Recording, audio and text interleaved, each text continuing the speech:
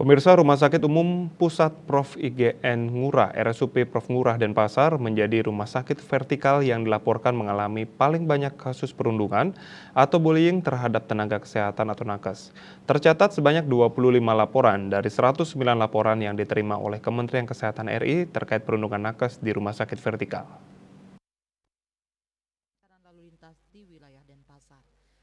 Hal tersebut terungkap dari rilis yang disampaikan Kementerian Kesehatan RI melalui akun Instagram Kemenkes RI.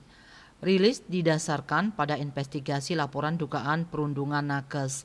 Total terdapat 216 laporan dugaan perundungan nakes yang masuk ke kanal laporan Kemenkes dalam periode Juli sampai dengan 1 Desember 2023.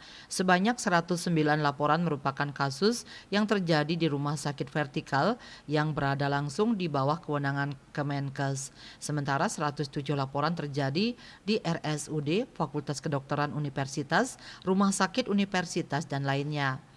RSUP Profesor Ngurah mendapatkan 25 laporan, disusul RSUP Hasan Sadikin Bandung dengan 20 laporan, RSUP Muhammad Husin Palembang dengan 13 laporan, dan RSUP Adam Malik dengan 10 laporan. Sisanya ada di RSUP lainnya dengan jumlah di bawah 10 laporan. Perundungan yang terjadi di rumah sakit vertikal 62% merupakan perundungan non-fisik dan non-verbal.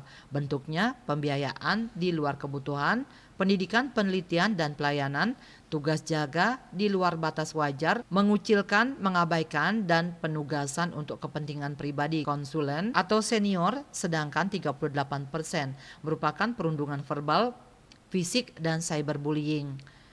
Tindak lanjut atas 109 laporan perundungan di rumah sakit vertikal tersebut, sebanyak 38 laporan telah selesai ditindaklanjuti dan pelanggar sudah diberikan sanksi.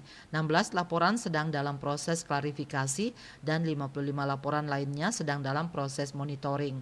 Sedangkan 107 laporan perundungan di luar rumah sakit vertikal telah disampaikan ke lembaga yang menaungi, yakni 49 laporan perundungan di RSUD telah disampaikan ke Kemendagri, 42 laporan perundungan di FK Universitas dan Rumah Sakit Universitas disampaikan ke Kemendikbudristek, dan 16 laporan perundungan lainnya dilaporkan ke pihak terkait.